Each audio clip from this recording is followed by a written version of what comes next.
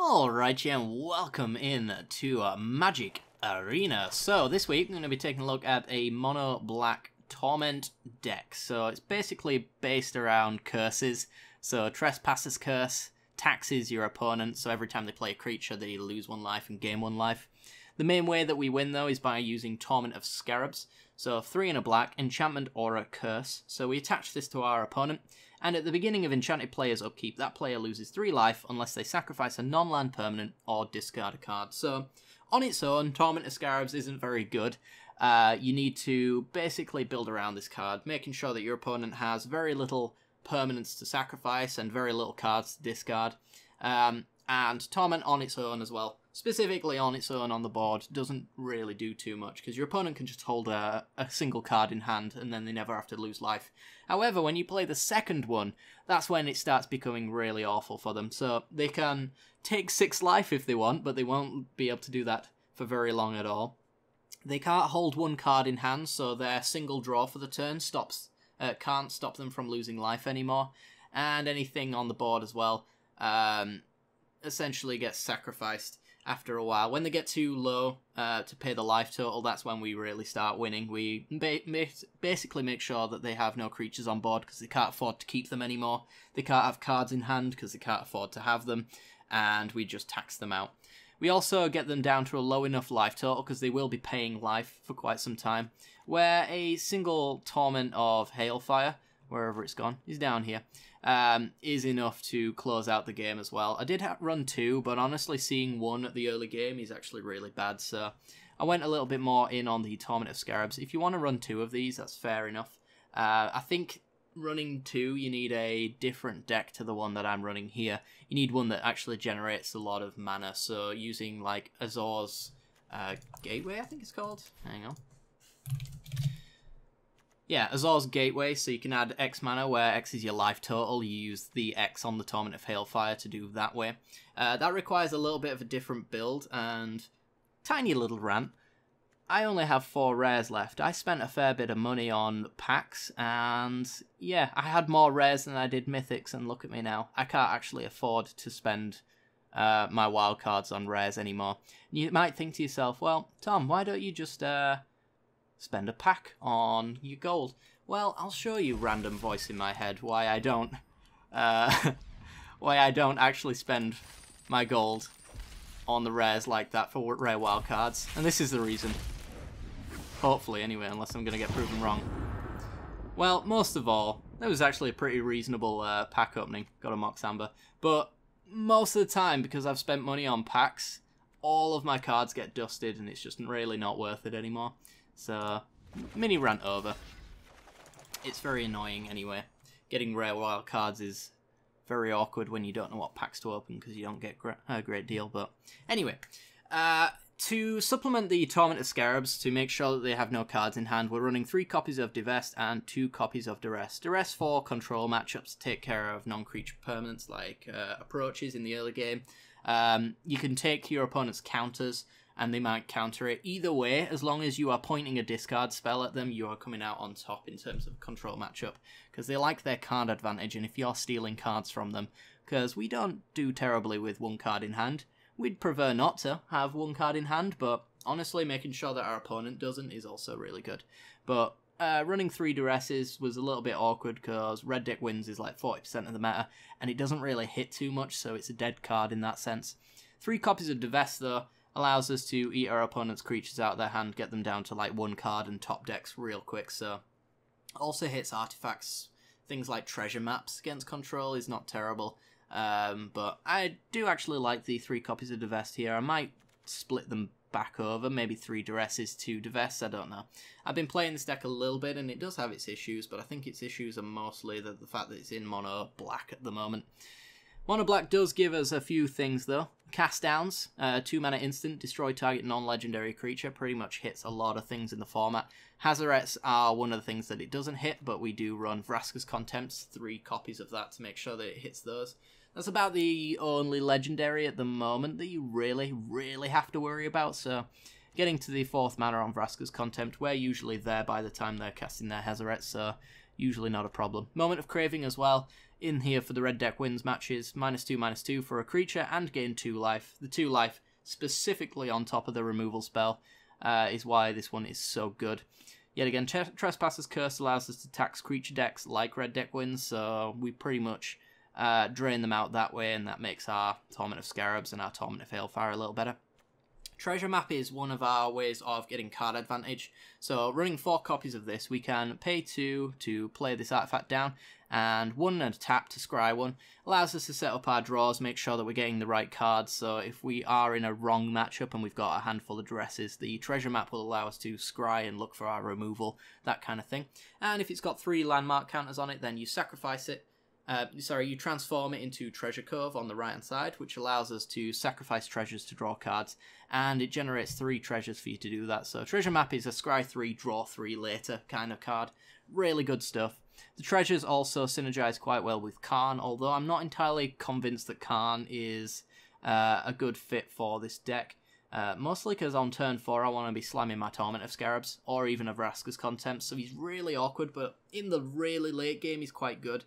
And maybe as well, having that 0/0 colourless construct on the -2 is quite useful. He's ticking up to allow you to make sure you hit your land drops if you're struggling, or the -1 to get the removal that they didn't let you pick is quite useful, but I think it requires a little bit of further testing. But honestly, if you're going to build this deck, you probably don't need 2 Karns. You could probably swap it out for maybe more removal, maybe that 3rd Duress or something like that. So Torment of Hailfire is our alternative win condition. One of 3 alternative win conditions. So black, X, repeat the following process X times. Each opponent loses 3 life unless that player sacrifices a non-land permanent or discards a card. So you get your opponent empty-handed, you bring them down to a crippling life total, and they sacrifice their board state in the right matchups. We do have a little bit of ramp to make sure that this comes out at a reasonable pace. Treasure Map is one of those things. It turns into a land, which also generates 3 treasures, so the turn after this flips. You've got an extra 4 mana off that. We also have Cabal Strongholds as well. They have a tap, add colourless, which is their neutral form, but you can also tap, pay 3 and tap 4 mana total to add black for each basic swamp you control. So as soon as you've got 5 swamps in play, this actually becomes mana positive, and yeah, in the late game, having 2 Cabal Strongholds, or even just 1 and a lot of swamps with a Torment of Hailfire, can allow you to cripple your opponent and puts you in a really strong position. 3 copies of Doomfall as our other bit of discard. So 2 and a black, sorry, for sorcery speed. The secondary ability is what you want to use it mostly for. Target opponent reveals their hand. You choose a non-land card from it, exile that card. This can get rid of your opponent's Ixalan's Bindings and their cast-outs. Anything that would normally hit a Torment of Scarabs and stop you from doing fun things. Which is why we've got actually multiple win conditions in this deck, because if they do Ixalan's Binding and Torment of Scarabs, there's nothing you can really do about it. So the Doomfalls to pave the way for that. And when you've got the Torment of Scarabs in play and they've got no cards in hand, it's very hard for them to exile your Torment, because they can't afford to not discard the card eventually, or sacrifice permanents. So you eventually get these back, which is kind of cool. Alternatively, the exile a creature they control is good for board state clearing. It's also the best way and only way to get rid of a Carnage Tyrant via you directly affecting your board. So obviously your opponent can sacrifice permanents to get rid of the Carnage Tyrants, but Doomfall's the only way that we can actively get rid of it, because it makes our opponent exile a creature, so it gets around the hexproof problem that we have. So Doomfall's pretty solid. Alternatively, we also have Bontu's Last Reckoning. 1 and 2 black, sorcery speed, destroy all creatures, land you control, don't untap during your next untap step. Kind of awkward, but we can afford to take that turn off quite a lot of the time, because a lot of our removal actually has life gain as part of it. So if our opponent does slam something down straight after we wipe the board, we usually have the life total to regain from that. We also have 2 copies of Golden Demise as well for go wide strategies, because the worst thing against us, if we don't have the Trespasser's Curse down, the worst thing against us is our opponent playing tokens, because you can just sacrifice your 1/1 cat tokens or your warrior tokens to the Torment of Scarabs, and we can never get through that. So wiping the board with a Golden Demise is perfectly fine. Don't even need the Ascend, because we run 0 creatures in this deck, which gives your opponent a lot of dead cards in their hand. which is good and bad, because it's pretty much good discard fodder for them, because they won't ever use it, but they also kind of like to keep it in hand a lot of the time, thinking eventually we're going to play a Ravenous Chupacabra or something like that, which, joke's on them, we don't.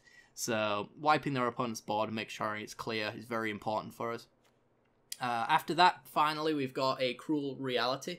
5 and 2 black, 7 mana total, enchant player. Enchanted player, at the beginning of their upkeep, that player sacrifices a creature or a planeswalker. If they can't, they lose 5 life. So this is our power torment, essentially.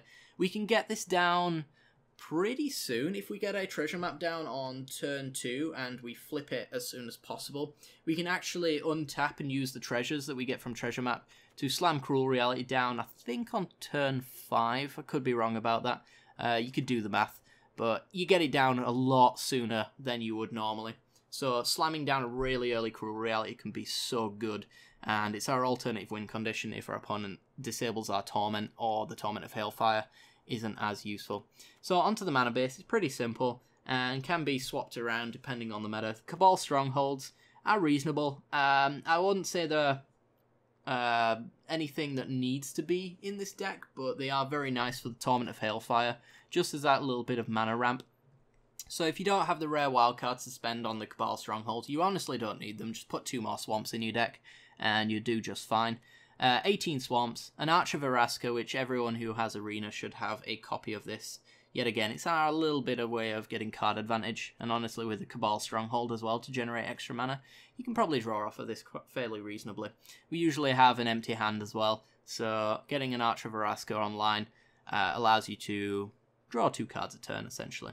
1 Field of Ruin to deal with Azcanters and any other annoying lands.